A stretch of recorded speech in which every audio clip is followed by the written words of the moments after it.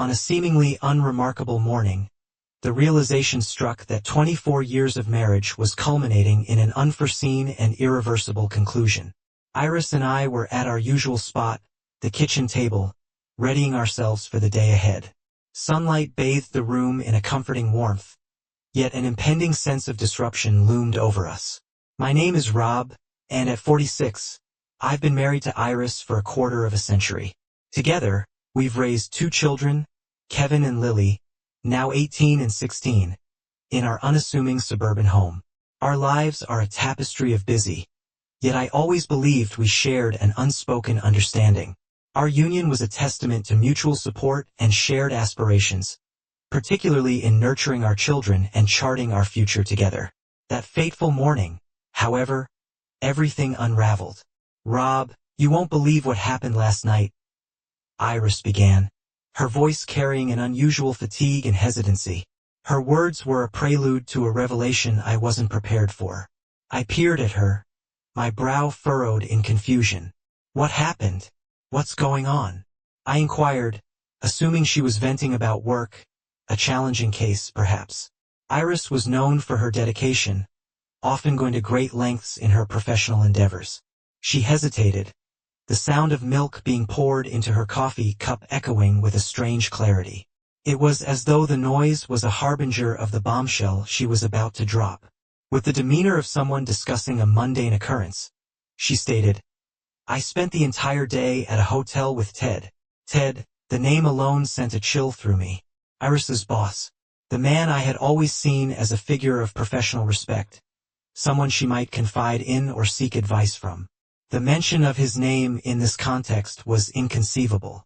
"What do you mean by that?" I asked, my voice quivering, my mind grappling with the gravity of her words. Iris avoided my gaze and continued, "Ted and we overstepped boundaries, Rob. We were together in a hotel. I know it sounds ludicrous, but it's the truth." Her casual tone was jarring, as if she were recounting a trivial matter, while I felt the color drain from my face. How could this possibly be unfolding? Iris lifted her gaze, revealing a subtle glimmer of helplessness, yet devoid of any shame. "Rob, I'm well aware of your anger, and you're entirely justified in feeling that way, but I need to convey the truth. It wasn't a preconceived plan. There was no prior intent. It was an impulsive lapse. I had no intention of causing you pain." "A fleeting slip-up?" I scoffed, my tone laced with skepticism and irony. "Is this what you consider a mistake? Are you suggesting it was merely an impromptu choice?" She paused, her eyes shifting to the window, searching for a respite from my piercing stare. "Rob, I understand this is difficult to grasp, but we've changed since we first crossed paths. I've erred, but that doesn't diminish my love for you." Her words were gentle, almost beseeching, yet the hollowness underlying them was unmistakable. Her gaze flickered with a sense of guilt, yet something else lurked within, indicating she was also rationalizing her actions to herself. The weight became unbearable. My heart pounded frantically, my thoughts in disarray. I paced the kitchen aimlessly, grappling with the revelation. I had always clung to the belief that our marriage was a sanctuary of trust, a partnership capable of withstanding any trial. Yet, in an instant, everything crumbled. It was as though the very foundation of my existence had shattered, leaving me amidst the debris. "I find it hard to fathom your actions, Iris. After all we've been through, after a quarter-century of marriage, you—" My voice faltered, the words like a burden I couldn't cast aside. She dropped her gaze, her voice a mere murmur. "I'm well aware of your pain. I'm hurting too. I've committed a grave error, but I owe you the truth." I turned away, my legs weakening, my head spinning. A deep breath offered no solace. I felt suffocating. Iris softly called out, "Rob, wait. I understand you need time, but we can address this." I stood motionless, overwhelmed by a surge of anger, disappointment, and sorrow. I knew she sought to mend things, but deep within, I knew the damage was irreversible. Trust, once broken, could not be restored. All that we had cherished, every particle of love I believed we had nurtured, dissipating into thin air. "I'm consulting a lawyer," I declared, my voice leaving no room for further dialogue. With that, I exited, leaving her motionless, a silent figure in the kitchen. Stepping through the door, my mind raced, my heart thumping erratically as if it might escape my chest at any moment. It was as if I were a mariner adrift on an uncharted sea, aimlessly floating in the darkness, ensnared by an unyielding current.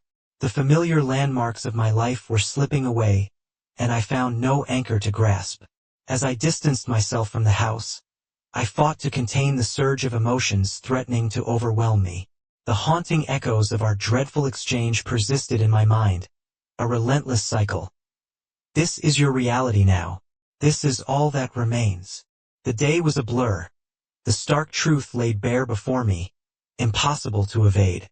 Iris's detachment, her icy demeanor, each felt like a blade twisting within me.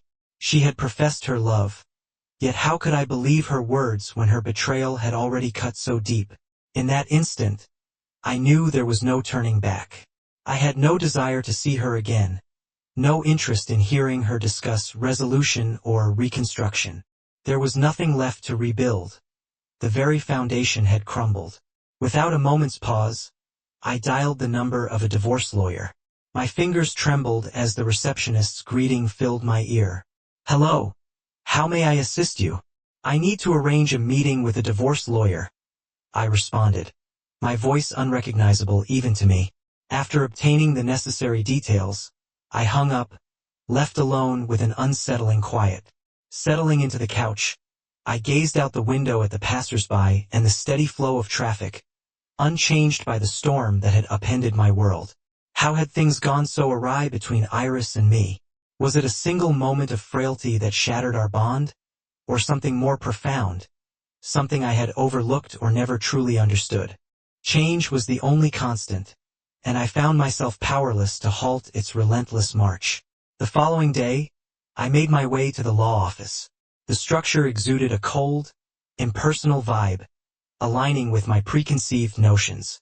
Upon entering the office, I was greeted by a woman clad in a sharp suit, her handshake firm and decisive. She escorted me to a compact conference room where we faced each other across a table, a legal pad and pen positioned strategically before her. Her professional and efficient demeanor was palpable, yet it couldn't shield me from the impending weight of the situation. She locked eyes with me, her gaze keen and unwavering. "Rob, before we proceed, I must inquire. Have you reached a decision, or are you still contemplating your choices?" I inhaled deeply, striving to maintain my composure. There was no ambiguity in my mind. My course was set. However, her question intensified the stark reality of my decision. "I have made my choice," I responded softly, my voice tinged with hoarseness. "Iris's betrayal is unforgivable. I cannot continue living under these conditions. I refuse to be married to someone who disrespects me and undervalues what we have jointly constructed." The lawyer acknowledged my statement with a nod, jotting down notes. "I comprehend. Making such a decision is never simple. Now that you have committed to it, we can advance with the legal process. Several matters require discussion: financial assets, property distribution, and the custody of your children." The mere mention of custody sent a chill through me. Emma and Jake, my children. The notion of them caught in the crossfire of our turmoil was unbearable. The prospect of them being forced to pick sides or enduring the consequences of Iris's and my chaos was heart-wrenching. "Their well-being is my utmost priority," I declared, my voice gaining strength. "I want to minimize the impact on their lives. We need to devise a plan to ensure their stability." She nodded gravely. "I will assist you in doing so. We will create a custody arrangement that prioritizes their best interests. However, it is crucial that both you and Iris are in agreement. If not, the matter will be decided in court." The prospect of their family disintegrating shattered my heart. The mere thought of them grappling with the repercussions of this chaos was unbearable. "Let's transition to the financial aspects," the attorney suggested. Her tone snaps me back to the here and now. Your union has spanned 24 years, which entails a multitude of assets requiring distribution. I require an exhaustive inventory of all assets, bank balances, investments, real estate, retirement accounts, everything. I offered another nod, my thoughts in disarray. The financial ramifications of the divorce had not crossed my mind. Emotions had consumed me, but now, I had to recalibrate my focus. Our home, vehicles, joint savings, all these would be subject to division. It was a stark reminder that our shared existence was being dismantled incrementally. I'll gather the necessary details, I assured her. I am well aware of our assets, and I will see to it that everything is meticulously recorded. The attorney responded with a professional smile. Excellent. We'll also need to deliberate on the possibility of alimony, though we can postpone that discussion. For the moment, concentrate on ensuring the children's welfare and securing what you're rightfully due. Sitting in that antiseptic office, the gravity of the situation began to dawn on me. This was irrevocable. There was no path to return to the past. My world, once so familiar and comforting, had been upended, and now I found myself in the cold, detached realm of divorce law, a sharp departure from the warmth of home, from the life I had diligently constructed with Iris. Exiting the office, I felt a profound emptiness, as though I had embarked on a journey from which there was no return. The process seemed devoid of humanity, as if I were already estranged from a world that once belonged to me. Emotions had no place in a divorce lawyer's office. Only facts, documents, and the impersonal facts of the future awaited. Upon returning home, I found myself gazing at the photographs adorning the walls. There we were, myself, Iris, Emma, and Jake, beaming in what now felt like a bygone era. Our lives had been brimming with laughter, love, and optimism. Now those memories felt remote, like a dream that had slipped beyond my grasp. The dissolution of what I had always believed to be steadfast and invincible marked the conclusion of an era. That night, sleep eluded me. My mind was in turmoil, a vortex of uncertainty, anxiety, and remorse. Yet, I clung to the knowledge that I had to persevere. Remaining in a marriage where trust had been irrevocably compromised was not an option. Living a facade was no longer tenable. The process had only just commenced, and despite the pain being more intense than anticipated, I recognized it as the sole path forward. There were no alternatives. My marriage had reached its end. In the aftermath of consulting with my attorney, each day felt like navigating through a dense fog. Each step was laborious, as though I were ensnared in a labyrinth with no exit in sight. The decision to divorce had been reached, but contending with the repercussions, particularly concerning the children, proved far more complex than I had envisioned.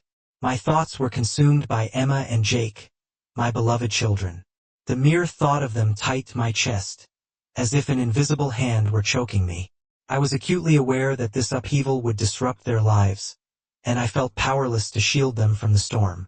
Despite my efforts to maintain composure, I couldn't help but worry. How would they cope with the impending changes? The weekend brought Emma and Jake to my home. As they entered the living room, their customary vivacity filled the space, seemingly oblivious to the alterations. Emma approached me, settling beside me on the couch and resting her head on my shoulder. Her hair was disheveled, her eyes sparkling with innocence. "Dad, when can we go to soccer practice? I want to train with you."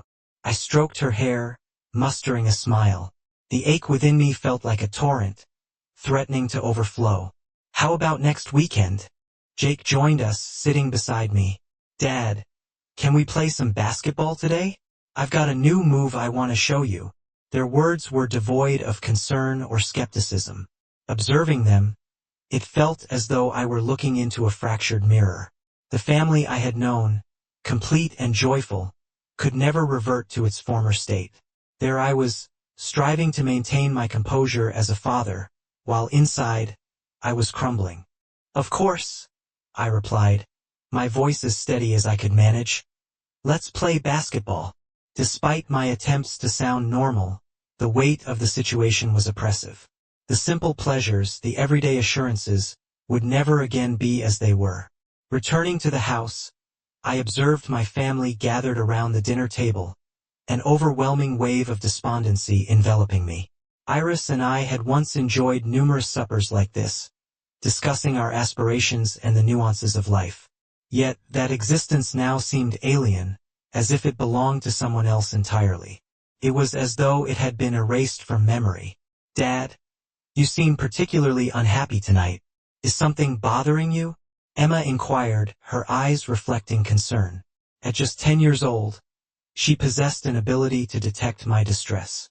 I mustered a smile, attempting to conceal the anguish I was experiencing. "I'm just a bit tired, darling." Jake, too, regarded me with an expression of worry. "Are you upset about Mom? You two didn't argue, did you?" The question was almost my undoing. I yearned to shield them from the truth for now at least. Their eyes, however, seemed to pierce through my defenses, sensing the change in the air, though unaware of its origin. "There's no cause for concern," I assured them. "Your dad and Mom didn't argue." Yet even as the words left my lips, I knew the truth was rapidly slipping from our grasp. Relieved, they resumed their meal, but I was acutely aware that the impending storm could not be averted. The home we once cherished was irrevocably damaged. As their father, it fell to me to navigate this shattered reality. That night, I found myself wide awake, my mind in turmoil over the choices I had made. Had I acted precipitously? Was I being too impulsive? Whenever I contemplated Iris's duplicity, though, my heart brimmed with resentment and disillusionment. Trusting her again was an impossibility. The following day, I sought the help of a therapist. I recognized the necessity for support. Despite my efforts to maintain composure, the internal strife was intolerable. The futures of my children, myself and Iris, all seemed like fragments of a broken puzzle, elusive and beyond my ability to reassemble. The therapist, a compassionate woman in her middle years, gave an attentive ear to my plight. "Rob," she said softly, "the betrayal you've suffered has inflicted deep pain and loss. It will take time to come to terms with it all. Remember, whatever decisions you make, you're doing so to safeguard yourself and your children. Be gentle with yourself." The solace she extended felt as delicate as a slender filament, incapable of supporting the shattered world I inhabited. Deep down, I recognized the validity in her words, yet the intensity of the pain was unfathomable. Each time my gaze fell upon my children, their guileless visages, it served as a poignant reminder that this ordeal transcended my own struggles. It encompassed us all. Upon returning to my sanctuary, I positioned myself before the window, mesmerized by the waning rays of the sunset. Every mundane aspect of my environment seemed to pierce my heart. The family we once were had dissolved into a remote memory, and the path ahead remained nebulous. My current duty, however, was to ensure that my children trod a path less fraught with obstacles than mine. Inhaling deeply, I approached them. "Children," I murmured gently, "I vow to do everything within my power to ensure your lives remain as unchanged as possible. Regardless of what unfolds, I want you to retain the knowledge that my love for you is eternal." They gazed back at me with an unadulterated purity in their eyes, as if the world had not been turned on its axis. I mustered a smile, yet beneath the facade, I was acutely aware that this was merely the inception. The tempest was in its nascent stages. The moment the resolution for divorce was reached, the reality of its repercussions far surpassed my initial expectations. Each day was a roller coaster of emotions, oscillating between seething anger and profound sorrow. Nightly, I would find myself enveloped by a chilling void, as if ensnared by an imperceptible web, leaving me bewildered on how to navigate this turmoil. Contemplating the path that lay ahead, I was overwhelmed by a sense of disorientation and helplessness. One particular evening, I found myself in the living room, my gaze fixed on the couch that Iris and I had handpicked. It had once been a symbol of our shared joy and affection, but now served only as a stark reminder of the rift between us. The sense of betrayal I endured was nearly insurmountable, and I was acutely aware that our relationship had irrevocably altered. My phone then vibrated with a message from Iris.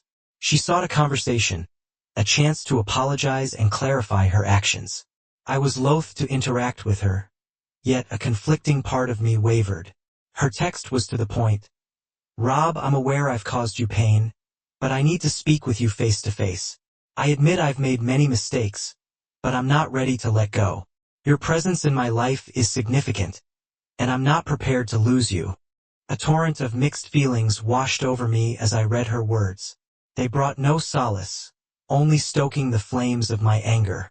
Her previous coldness and indifference during my moments of need raced through my mind. I was consumed by hatred, yet the love we once shared lingered, making it impossible to sever ties completely. Was it truly over? Was there nothing left to salvage? The following day, I made the decision to consult with my attorney once more, focusing on safeguarding my interests during the divorce proceedings. Despite being ensnared in emotional turmoil, I recognized the necessity of a pragmatic approach. We discussed the division of our assets, custody of the children, and future living arrangements, each topic heavy with significance. Could you outline our joint assets for me? My attorney inquired. I hesitated, memories of what we had constructed together flashing before me. Our home, purchased with combined efforts, filled with years of shared memories, yet it could not alter the stark reality I now faced. We own the house, a couple of cars, and some savings. I believe the retirement accounts should also be considered, I responded succinctly. The mere utterance of the word custody twisted my insides. My primary concern was to shield the children from any additional distress, fully aware that their well-being far surpassed any other consideration. I'm eager to come to an understanding with Iris, if feasible, to steer clear of a protracted court battle. I ventured, my voice tinged with doubt. The children's welfare is my paramount concern. My attorney acknowledged my sentiments and outlined the subsequent course of action. Exiting the office, a profound melancholy enveloped me. Despite the correctness of my decision, it did little to alleviate the ache. I longed for a return to the past, yet knew such a wish was futile. Upon arriving home, I lingered by the kitchen window, observing the waning daylight. The mundane aspects of the evening only deepened my sorrow. Our shared history now seemed like a faded dream, and I had lost faith in Iris's ability to alter our present trajectory. I was resolved not to battle for a marriage that had already crumbled, but I was determined to fight for the children, to secure their future. I made my way to Emma and Jake's rooms. Emma was engrossed in a book on her bed, while Jake was absorbed in constructing with his Legos on the floor. Their presence offered a modicum of solace. I sat beside Emma, softly combing through her hair. Dad, is something wrong? You don't seem yourself tonight, Emma inquired, casting a concerned glance my way. I mustered a smile, though my heart ached with the effort. Just a bit weary, my dear. Jake approached and wrapped his arms around my leg, peering up at me. Dad, I can tell you're upset, but you'll be all right? His gaze was innocent and trusting. I playfully tousled his hair. Yes, champ, I'll be fine. Don't worry. Yet, I knew these reassurances were for their sake alone. I was uncertain when, or even if, I would find peace again. My focus was on being the best father I could be, maintaining stability for them, though it did not signify tranquility within. The die had been cast, yet I was acutely aware that this marked merely the inception of a far more arduous journey. The true test lay in navigating the labyrinth of legal formalities, addressing the emotional repercussions, and shielding my children from the impending tempest. The machinery of divorce had been set in motion, but the path stretching before me was far more tortuous and intricate than anticipated. The decision to terminate my marriage, while made, was now being translated into a cold, emotionless dance of legal jargon. What was once a profoundly intimate and anguishing experience had been reduced to a sterile, administrative enda. Numbers, stipulations, and paperwork dominated the discourse, leaving me to feel like a mere piece on a chessboard of a game I never wished to partake in. On a particular day, I found myself once again seated in my lawyer's office. This encounter delved deeper than the mere logistics of divorce. It was an odyssey into the most excruciating elements, the partitioning of assets and, above all, the welfare and custody of my children. I was fully cognizant that this struggle transcended my own welfare. It was a battle for the well-being of my offspring. I was determined to prevent them from becoming ensnared in the chaos. Rob, we've drafted a preliminary framework for the division of assets. My lawyer began, perusing the documents before her. Your residence and vehicles will require valuation, and certain joint possessions may need to be liquidated to facilitate an equitable distribution. Her words resonated, yet an overwhelming sense of powerlessness overtook me. Our home, a sanctuary crafted with love and brimming with shared recollections, was now merely a divisible commodity. Each term, each figure, felt like a fresh incision. What about the children? I inquired, my tone conveying the gravity of my concern. I am seeking custody. I refuse to let them be scarred by this. My lawyer acknowledged my distress with a nod. Custody is a matter that demands the utmost sensitivity. Our aim is to spare the children from the court's jurisdiction. We must establish your capability to provide them with a stable haven. A heavy silence settled upon the room, the gravity of the situation anchoring me down. Emma and Jake were my sole priority now. While I could not alter the denouement of my marriage, I could champion their future. I yearned for them to perceive this divorce not as a catastrophe, but as a necessary, albeit painful, stride toward a better tomorrow. I comprehend, I said with resolve. I will advocate for them. I cannot bear the thought of losing them. As I sifted through the legal documents, the lawyer's voice resonated. Your residence and automobiles will undergo an appraisal.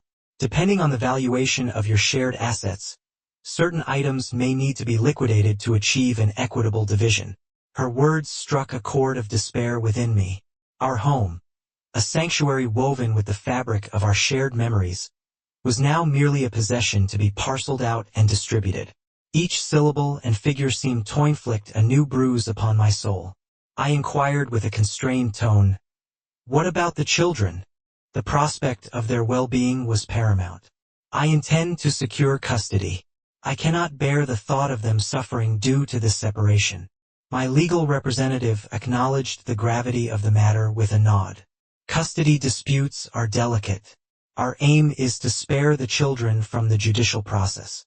It's imperative to demonstrate your capability in providing a stable and nurturing environment for them. A heavy silence befell us as the weight of the proceedings bore down on me. Emma and Jake were the sole constants in my life now. While the marriage was beyond repair, their future was a battle I was determined to win. I aspired for them to perceive the divorce not as a catastrophe, but as a necessary, albeit painful, step towards a different kind of normalcy. I comprehend. I asserts with resolute finality. I will champion their cause. I cannot fathom a life without them. My lawyer extended her encouragement before proceeding to outline the subsequent steps, aiding me in compiling the requisite documentation. Each form I completed and every signature I appended felt like a fragment of my essence being eroded. Our shared life, the beautiful tapestry of our memories, was being distilled into cold figures and legal jargon.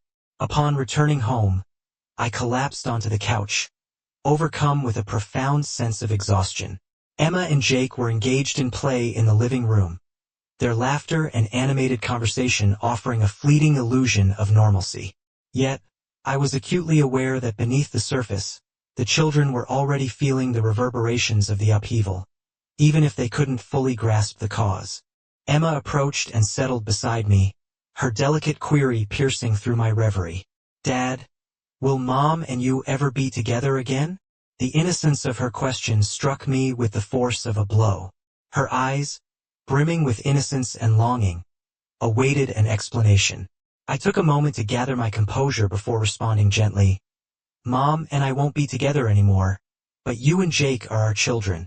Our love for you is eternity and unchanging. She was merely a child, yet she perceived the shift, the subtle estrangement between Iris and me. She could sense the disintegration of what was once a harmonious family. Will you always be here? Jake inquired abruptly, pulling at my sleeve and peering up at me with his guileless eyes. I stooped down to match his gaze, my heart throbbing with a pain hitherto unfamiliar. I embraced him, eager to conceal my own vulnerability. "Yes, little one," I murmured. "I'll always be here. You have nothing to fear." As I held him close, it dawned on me that the most challenging aspect wasn't the divorce itself, but the awareness that my children were suffering. They didn't deserve this plight, nor should they bear the weight of adult dilemmas. Yet, this had become their reality, and it was my solemn duty to shield them from its ravages. The subsequent days dissolved into a haze of legal consultations and reams of paperwork.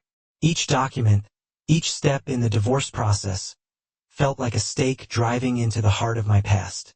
I felt adrift, as though I was observing my life from a distance, indifferent to its unfolding. Nights were spent gazing out the window at the stars, memory once shared with Iris under that same celestial canopy. We had pledged an eternal bond, yet now, that eternity was naught but a memory. I longed to rewind time to those simpler days, but such dreams were futile. Despite this, a fragment of me questioned, why not retry, given our beautiful memories? Why not mend what's fractured? The query echoed in my mind, but the response was invariable. Love alone cannot sustain a marriage. Trust and respect are its bedrock, and Iris's betrayal had shattered that foundation. Even as I yearned for a different path, I recognized the necessity to press onward. For the sake of my children and my own being, I had to brave this tempest, no matter the anguish it entailed. It was the sole route to perseverance. As days turned into weeks, the irrevocable chasm between Iris and me became apparent. Despite our efforts and discussions, the issues persisted. It became increasingly clear, this was not solely about our union. It was also about my identity as an individual. For the benefit of my children and myself, I had to muster strength and confront the upcoming transformations with resolute determination. I exerted every ounce of effort to ensure it wouldn't unravel their lives. The subsequent days dissolved into a fog of legal consultations and an endless stream of paperwork. Each document, each element of the divorce proceeding, seemed to drive another spike into the heart of my former existence. I felt increasingly detached from everything, almost as if I were observing my life from afar, as though nothing held any significance. Nightly, I found myself beside the window, gazing up at the stars. Once upon a time, Iris and I shared our dreams beneath that very sky. We pledged an eternity together. Now that eternity had vanished. I longed to rewind time, to revisit the innocence of our early days, but I knew such a wish was futile. Despite this, a part of me couldn't help but ponder. Our memories were so beautiful. Why not attempt reconciliation? Why not mend what was fractured? The question echoed in my mind, yet the response was consistently the same. Love alone could not sustain a marriage. Trust and respect formed the cornerstone, and Iris's betrayal had shattered that foundation. Even as I yearned for things to be different, I recognized the necessity to forge ahead. For the sake of my children, for my own well-being, I had to confront this tempest, however excruciating it might be. It was the solitary path to perseverance. As days turned into weeks, it became increasingly apparent that the divide between Iris and me was irrevocable. No matter how diligently I tried, no matter how many discussions we engaged in, the underlying issues persisted. The realization grew clearer with each passing day. It was not solely about our marriage. It pertained to my future as an individual. For the sake of my children and myself, I had to muster the strength to embrace the impending changes. On a crisp Thursday, the sky was overcast, heavy with a dampness that seemed to weigh down everything.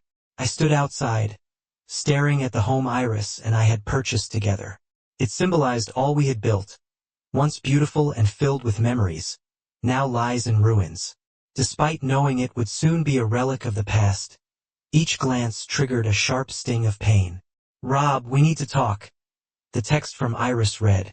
I was unaware of her intentions, but one thing was certain.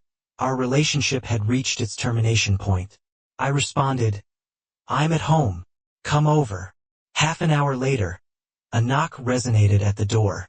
She stood on the threshold, her face a mask of impassivity, clad in a dark jacket that somehow still lent her an air of beauty. Yet, her eyes betrayed a profound fatigue.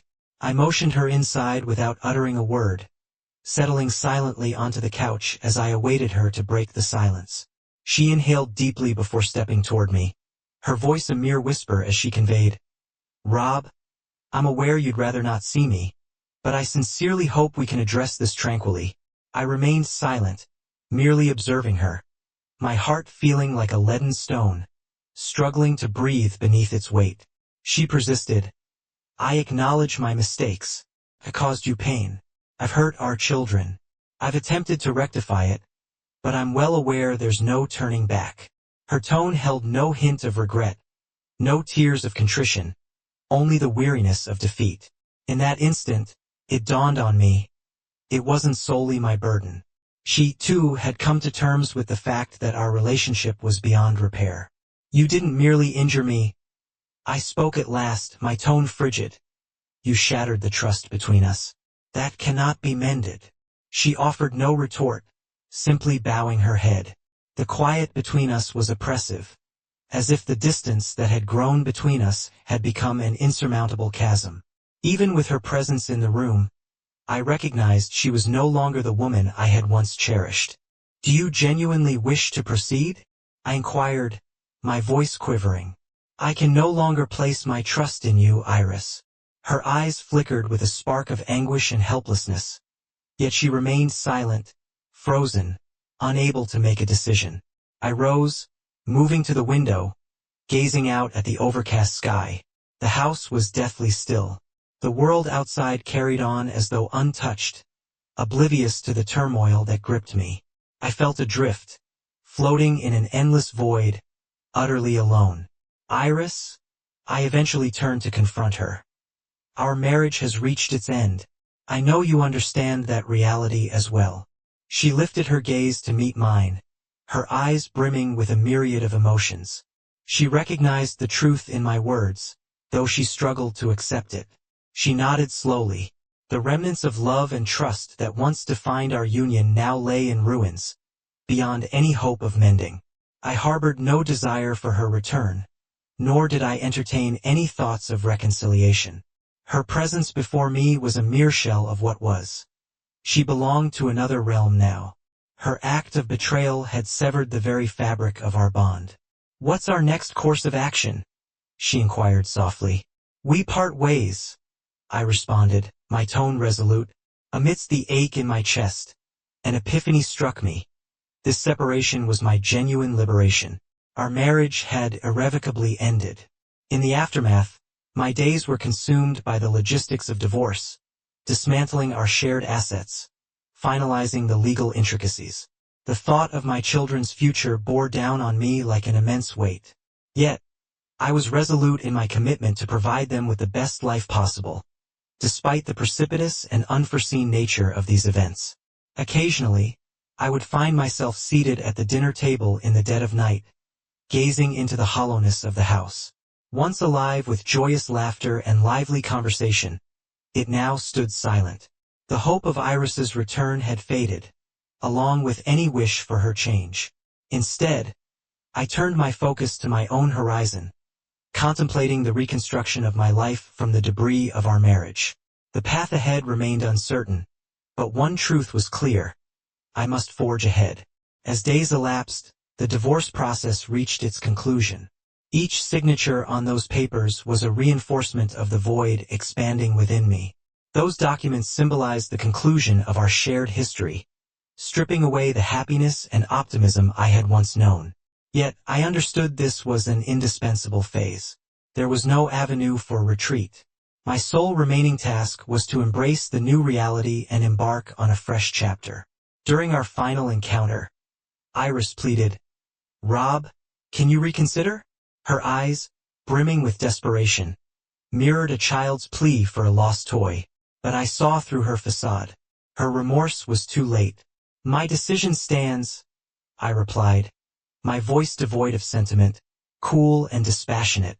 I was no longer the man who would bend to her will. Her betrayal was unforgettable, a constant reminder of how we reached this crossroads. I realized that the person I once was no longer existed, leaving behind nothing but a tired spirit struggling to rise from the debris. That night, I came home feeling more drained than ever before. The house was as silent and empty as it had been during the last days of our marriage. Yet, this time I was not overcome with loneliness. Instead, I experienced a moment of clarity regarding the path that lay ahead.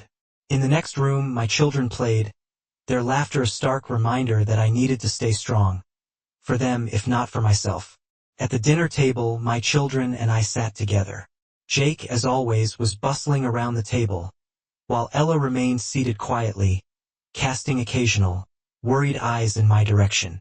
She had always been more perceptive than other children her age, picking up on the tension in the atmosphere. "Daddy?" Ella asked suddenly, her voice lower than usual. "Are we still going to the park?"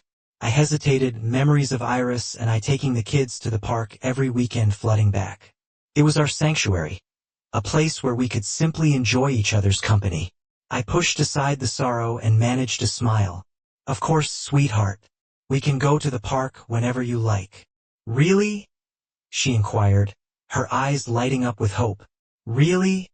I replied, pushing a strand of hair off her forehead. "We'll create many new memories." Jake looked at us, confusion etched on his face, before returning to his meal. I observed them, grappling with a profound uncertainty about the future. The divorce had not only shattered my marriage but also necessitated rebuilding my life from the ground up. The days of familial bliss and joy seemed to have been devoured in an instant, leaving only scattered remnants. I exhaled deeply and savored a taste of my beverage. Indeed, it's a preoccupation that refuses to release its grip. I find myself grappling with the question: is it genuinely at an end? The recollections, the delightful moments we shared, have they simply vanished into thin air? Jack offered a faint smile, yet his gaze carried a whisper of compassion. "Life, my dear, is an unceasing journey. It's imperative to learn the art of release and to focus on the horizon. Your present endeavor is to excel, for your own sake and for the little ones." It was in that instant that clarity dawned upon me. The anguish and remorse of yesteryears were immutable. The sole viable course of action was to confront it, to distance myself from the anguish, and to forge a fresh beginning. The future was a mystery, but I was determined to reconstruct my life brick by brick. Several days hence, I embarked on a series of novel pursuits, attending fitness sessions, mastering culinary arts, and participating in local community engagements. Each new endeavor, while daunting, rekindled a sense of exhilaration and satisfaction that had long been dormant. Life was not a concluded chapter. It lay before me, brimming with potential. Furthermore, I dedicated myself to nurturing the emotional well-being of my children. Every weekend, we revisited our cherished tradition of visiting the park.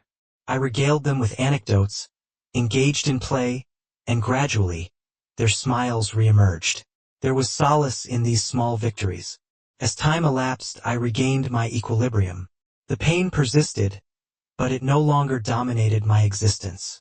I came to understand that divorce was but a single segment of my life's narrative, and it was the unwritten future that held the true significance.